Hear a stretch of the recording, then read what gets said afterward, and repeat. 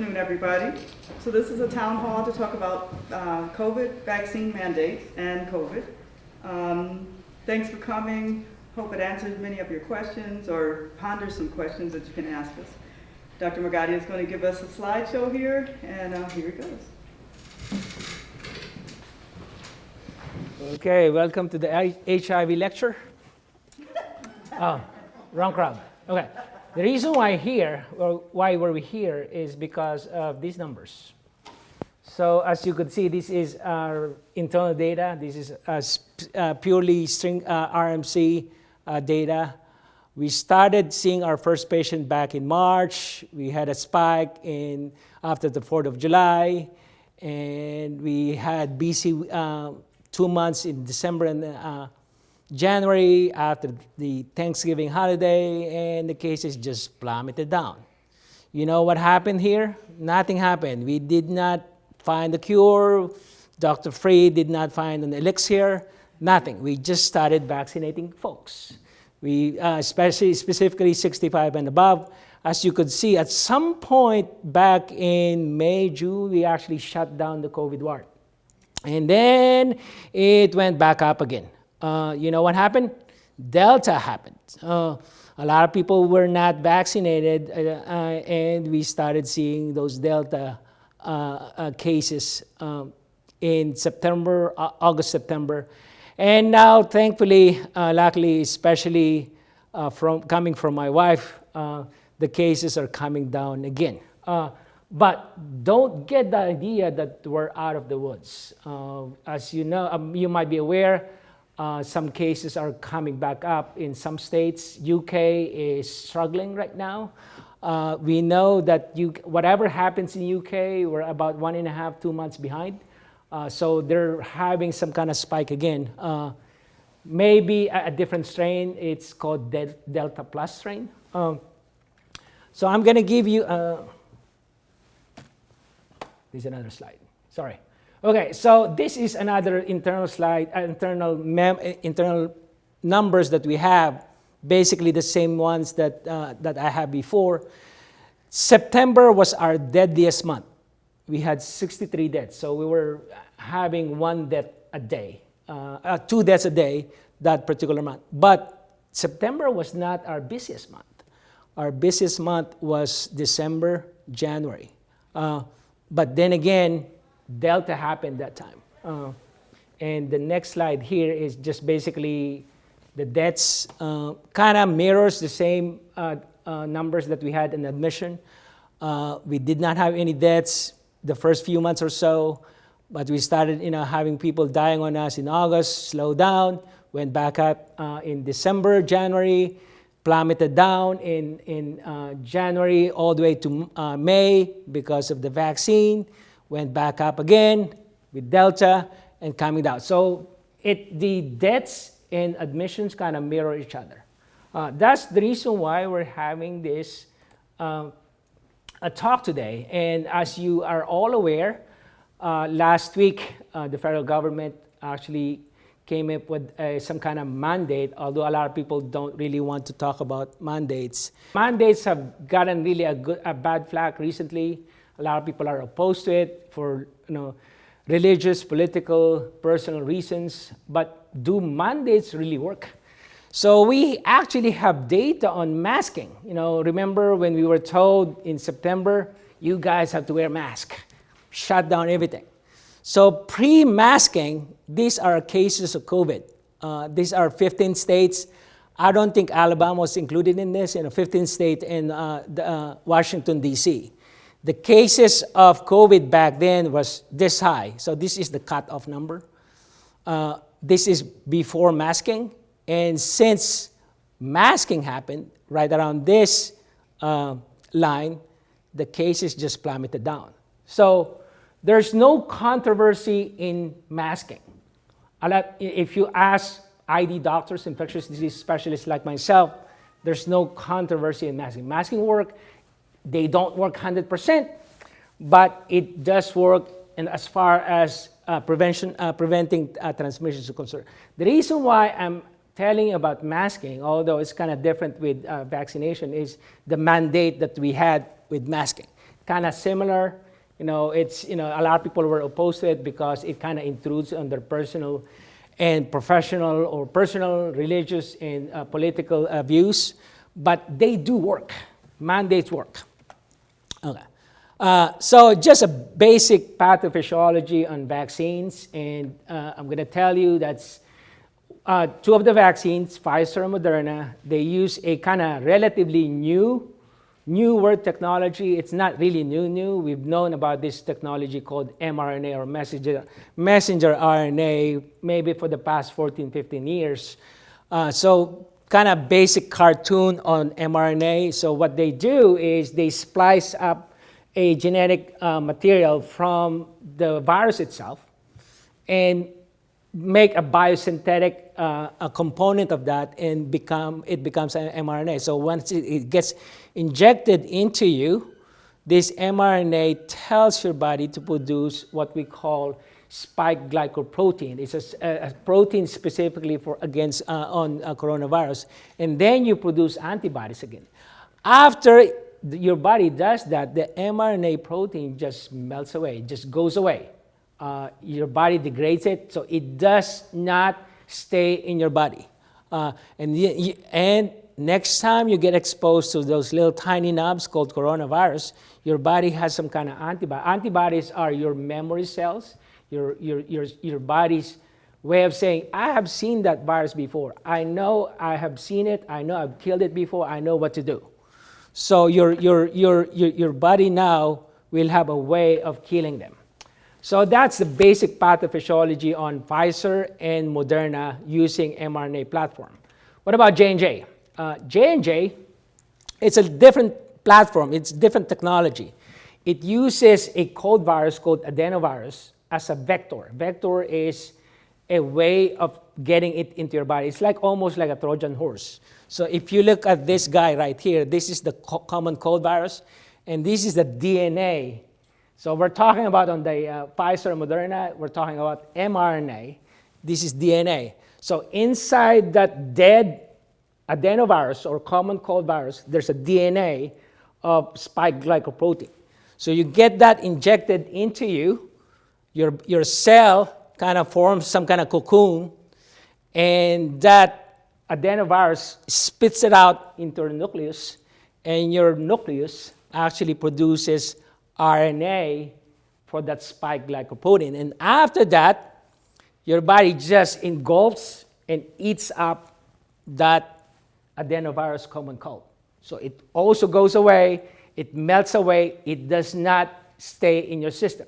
So both of those platforms, mRNA and adenovirus vector, they cannot stay in your system. So the concept of what about long-term side effect, long-term repercussions? Am I going to have some kind of cancer in me? I'm going to have autoimmune condition. It's not possible because those mRNA, those things, mRNA and the adenovirus vector, they get degraded out of your system. Your body just eats them up. Okay. Speaking of myths, there's a lot of things that people are hesitant about the vaccine, and I kind of narrowed down to at least 5. Number 1, mRNA vaccines affect your own genetic material. So case in point on my previous slide, it does not, because mRNA does not go into your nucleus. It does not affect your DNA. So that's really false news. Number 2, there is aborted fetus material in some of the vaccines. So this might be one of the reasons why people are hesitant to get COVID-19 vaccine based on religious grounds. All 3 commercially available vaccines in the United States, Pfizer, Moderna, both using mRNA, and J&J that uses adenovirus vector, they were not manufactured using aborted fetal cell lines. J&J, when they were studying it, they compared the J&J against a control. Some of you might be familiar with control. We have to do some kind of testing against a cell line against a control. A control means it's a line that we compare it against. So they used that to compare it, but none of the components of J&J have aborted fetal cell lines. So none of the 3 commercially available vaccines in the United States with COVID use aborted fetal cells. Number 3, this is a little bit tricky. Safety steps were skipped in the clinical evaluation of the vaccines. I know we had pandemic back in March, April of last year, and we started doing clinical trials on the vaccine maybe June or July, and then vaccine came out in December of last year. I was one of the first one who got the Moderna vaccine. It's just too quick. In a way, it's true, but you have to realize this dates back 15 years. So mRNA technology with vaccines, we've known about this for 12, 14, 15 years. The reason why it's not really popular is it was used against rabies. It was used against Zika. You guys remember Zika virus, back in South America? It was used against flu. But there was no pandemic of rabies. There was no pandemic of Zika. There was no pandemic of the flu. So it did not really gain traction, so to speak, because there's no need for it. Because rabies, we have some rabies shots. A lot of people, are good in getting their, pets getting a rabies vaccine as well. Zika virus just melted away, just went away. We had a lot of cases in South America. It did not, actually there were few cases in Florida, South Florida, but it did not go mainstream. The flu, we have, the flu vaccine. So it never really had, the vaccine manufacturers did not really have good financial and medical incentive to develop mRNA. But mRNA is not a new technology. Number 4, vaccine can cause female sterilization. Absolutely false. The vaccines, as a matter of fact, in June of last year, when they started doing vaccine trials on Moderna, Pfizer, and J&J didn't really start until October of last year. Some of the volunteers actually got pregnant. So that kind of shut down that false narrative that it can cause female sterilization. There's also a protein called syncytin-1, SYNCYTIN-1. It's a protein that you see in the placenta. It has about 4 or 5 amino acids similar to COVID vaccine, 4 or 5. To be able to make a protein, protein, as you know, is made out of a bunch of amino acids. You have to have thousands of amino acids lining up to become protein. So to say that it's similar to the vaccine when it's only 4, that's a stretch. It's not true. This is my favorite, last one. Vaccines contain microchips. I just walk away, I just run away when they tell that to me, because this technology does not exist yet. As far as vaccine, there is a chip that tracks you down everywhere you go right now. It's called cell phone. But vaccines we do not have that technology yet. In April of this year, FDA and CDC stopped us from giving J&J because of 2 things. One is the thrombosis or blood clots, especially women between 18 and 49 years old. For women above 50 and those men of any age, that's not really an issue, but specifically women between 18 and 49. But it happened in 7 per 1 million doses of vaccine given. So it's very, very extremely rare. And there's also a condition called GBS or Guillain-Barré syndrome, where there's an autoimmune condition wherein the body's immune system kind of attacks your nerve cells, so you get some kind of what we call ascending paralysis, causing weakness and sometimes paralysis with J&J. There's about 100 cases of that reported so far of the 12.8 million doses of J&J. So that's also extremely rare. So after CDC and FDA investigated that, they deemed that it's not really significant, and they say that the benefits of giving vaccine outweigh the risk? No. The risk outweigh the benefits. You know what I'm saying? Okay. So none of the two mRNA vaccines, Pfizer and Moderna, none of them, there was no reported cases of blood clots and GBS. It's only for J&J. Okay, so I think a lot of people now, we're going to go into the medical exception part. And one medical exception is really if you're allergic to any components of the vaccine. So what are the ingredients of the COVID-19 vaccine and what's in them? And I've given you a one page wherein it lists all the ingredients of both mRNA vaccines and the J&J vaccine. So what's in them? Okay, since Pfizer and Moderna, they share the same technology, mRNA, I kind of compress it to just one slide. And if you look at the chemical structure of both Pfizer and Moderna, you actually have several layers of it. At the very core, there is what we call mRNA, that's the messenger RNA, and it has several layers and layers. Imagine onions. So you peel it off, peel it off, peel it off. So at the very core, it's mRNA. This second layer, or the first layer, second layer, is what we call lipid or fat. Nobody's allergic to fat that I know of, at least not in Alabama. The next layer is sucrose, which is sugar. Nobody that I know of is allergic to sugar, at least not in Alabama. The next layer is sodium chloride or salt. Nobody that I know of is allergic to salt. And the last layer is lipid again, fat. So there's a bunch of layers there. And there's chemicals that I'm not going to even try to say because it's very, very technically difficult to say. Potassium chloride, monobasic potassium. The one thing that binds all those layers is a chemical polyethylene glycol, or PEG. Polyethylene glycol is Miralax. If you're truly allergic to Miralax, you cannot get Pfizer and Moderna. I know of one.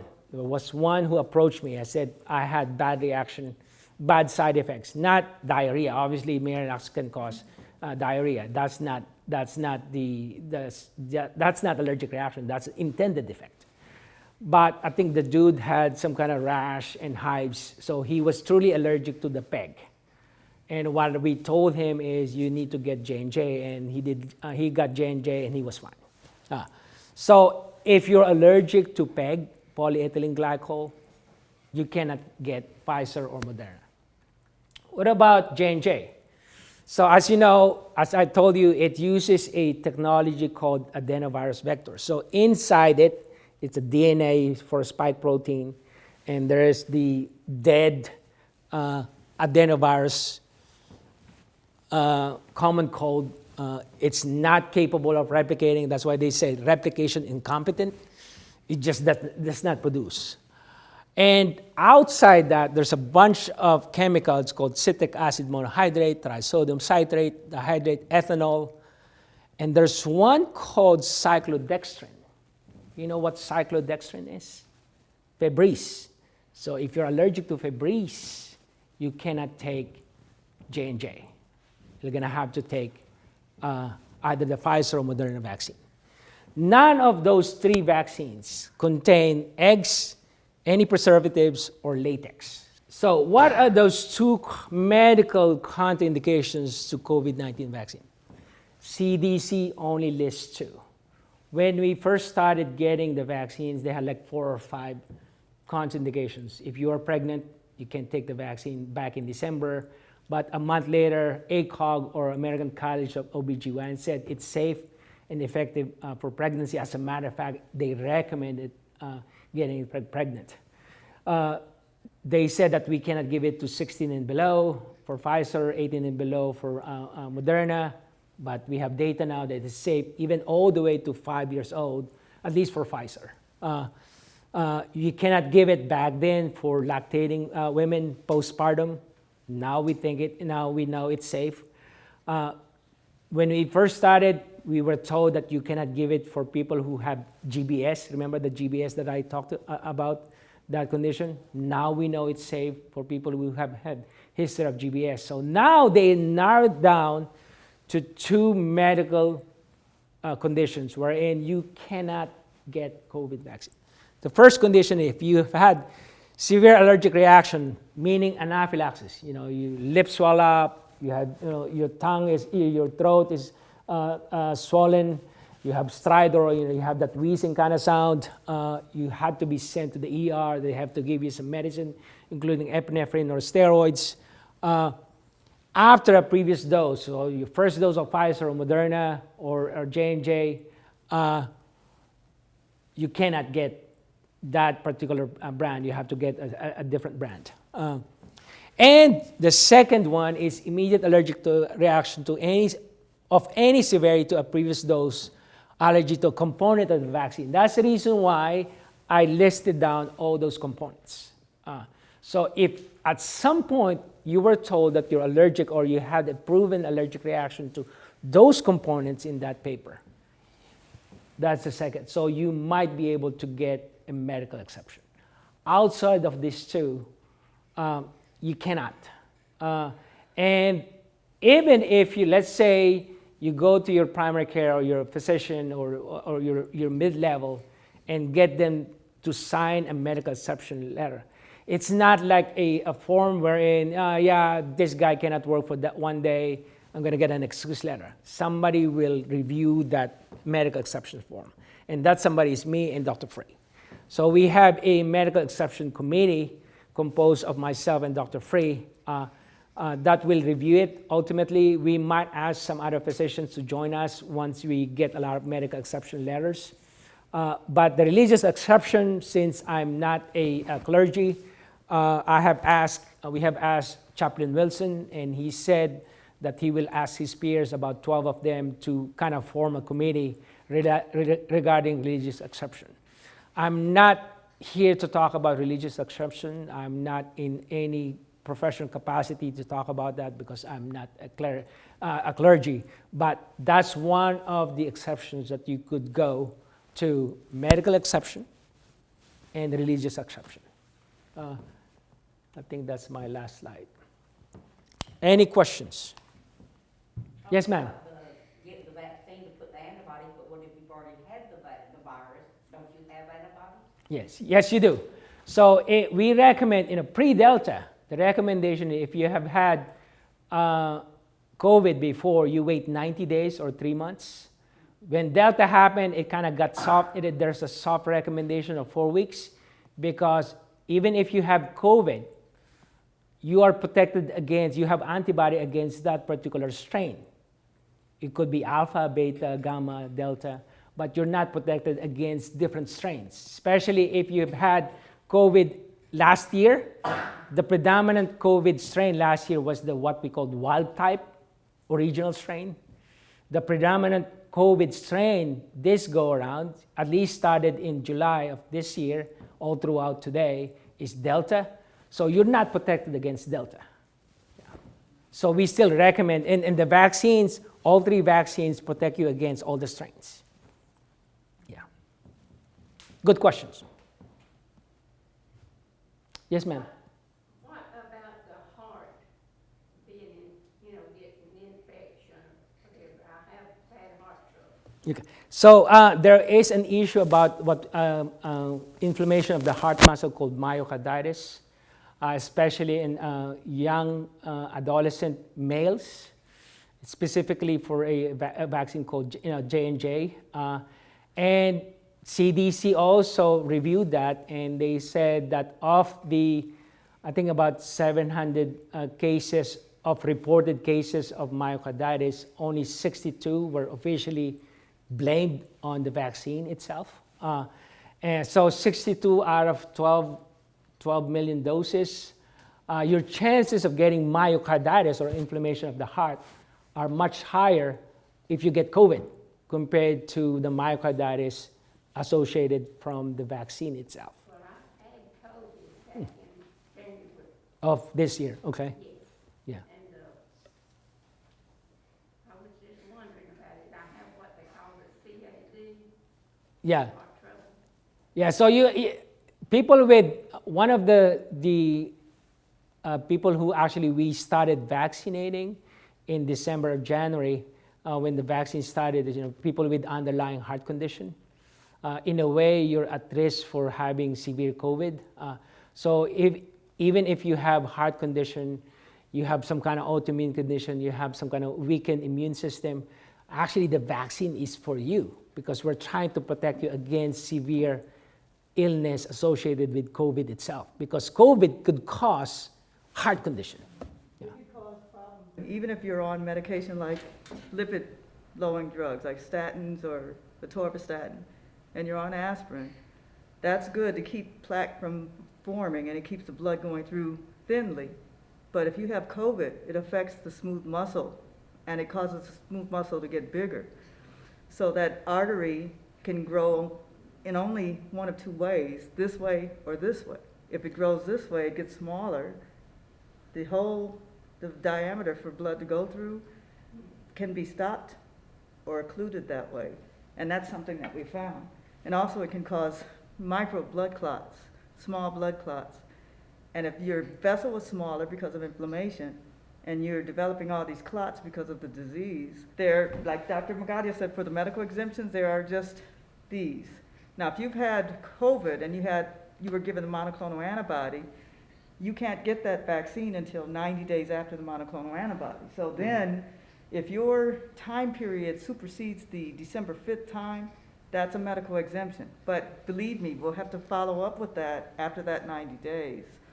Or if you have COVID and it's superseding the December 5th time, say for instance you get COVID December the 1st or the 2nd, then you have to wait 30 days after your disease to get the vaccine. So we would follow up with that, but we would still be asking that you get the vaccine.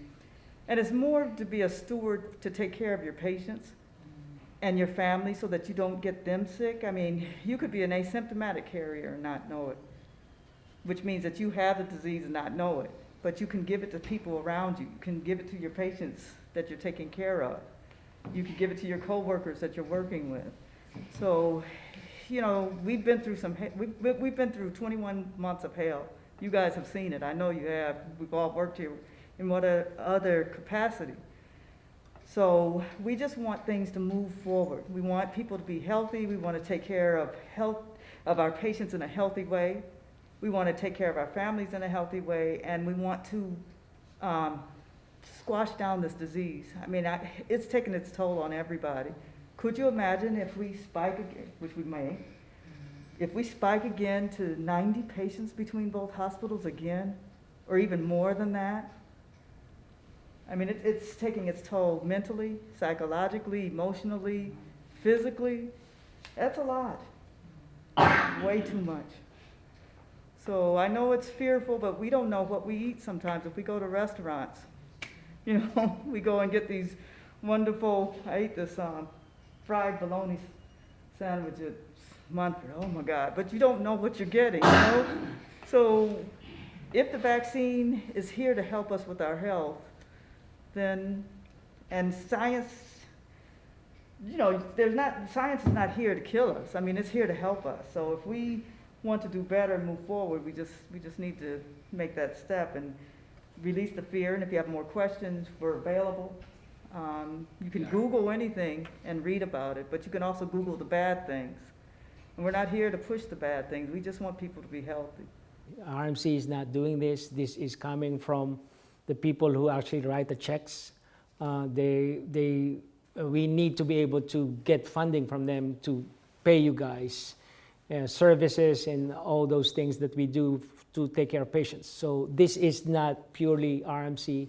This is not Alabama. This is all over. And we have a certain deadline, December 5th and January 4th.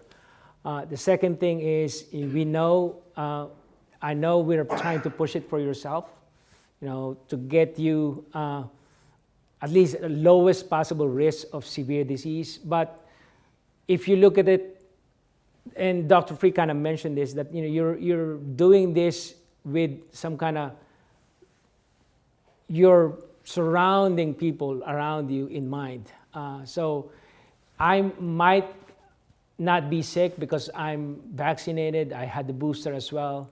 So I might still get it, but I'm not going to get sick. But I might have the potential of shedding the virus because, once the virus gets into me, I might not get sick with it, but it still stays in me maybe 2 or 3 days.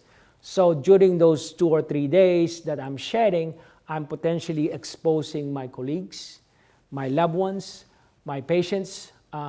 And with vaccine, the shedding is about 2 or 3 days. If you're not vaccinated, your shedding time is about 5 to 7, maybe 9 days. So the shedding time with vaccination is much shorter, 2, 3 days, maybe less. Without vaccination. So imagine you're shedding for 9 days. So are you not going to go home for 9 days? Are you not going to work for 9 days? So think about that. You're obviously thinking about yourself. You don't want to get sick. Believe me, you don't want to get sick with this thing. I had my general ID clinic this morning, and I have about 4 of them with long haul COVID. Long haul means they don't have COVID anymore, based on their labs, based on their symptoms, but they have muscle aches. There's one lady that I saw this morning, and she had COVID 14 months ago. 14 months ago. I cannot still smell.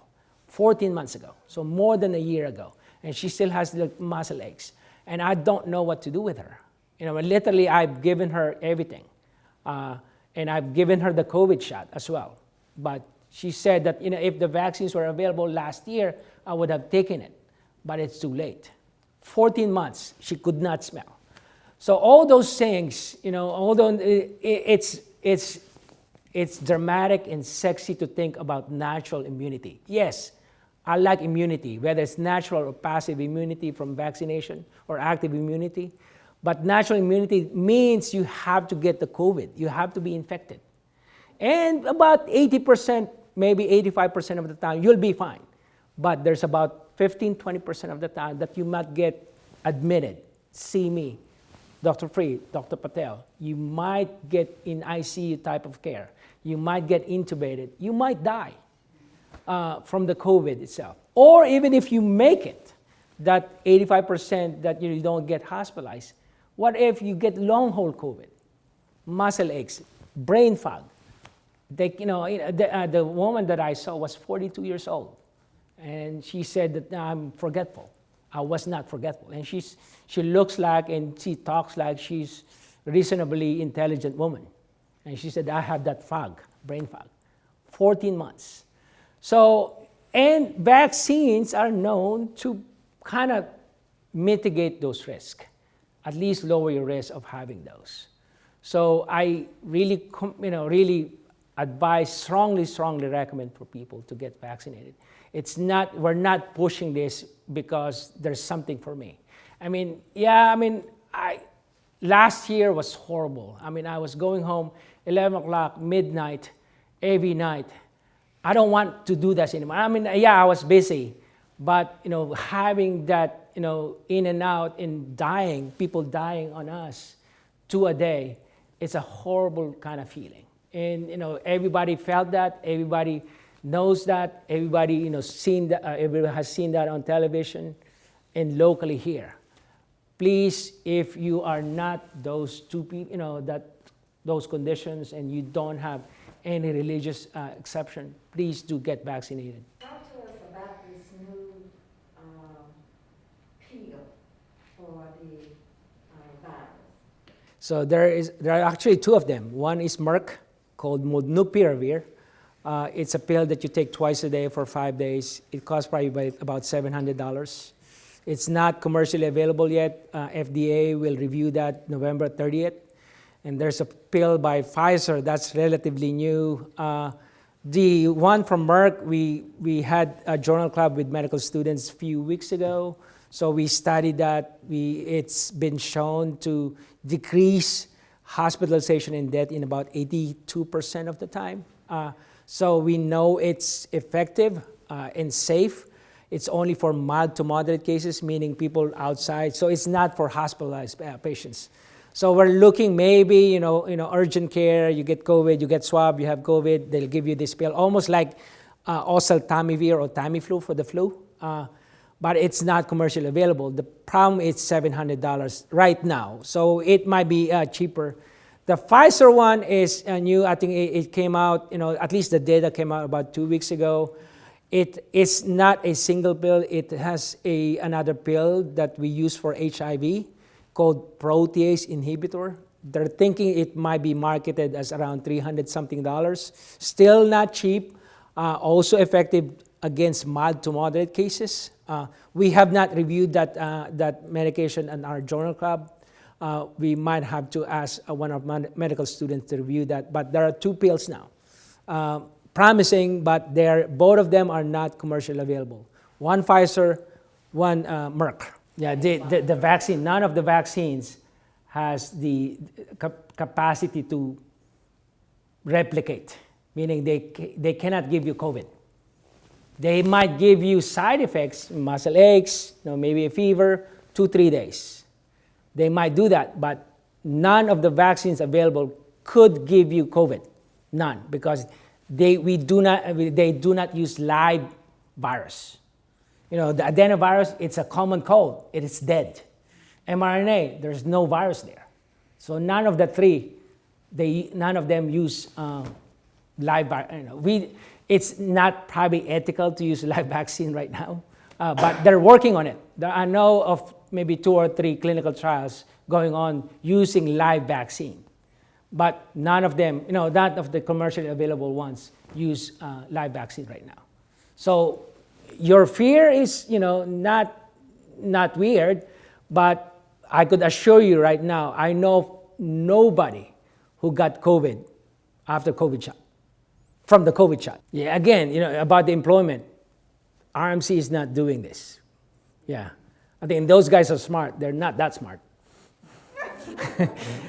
But it's the federal government. And no offense to you, Mr. Bass and Doug, but it's not. They did not come up with this. Thank you for coming.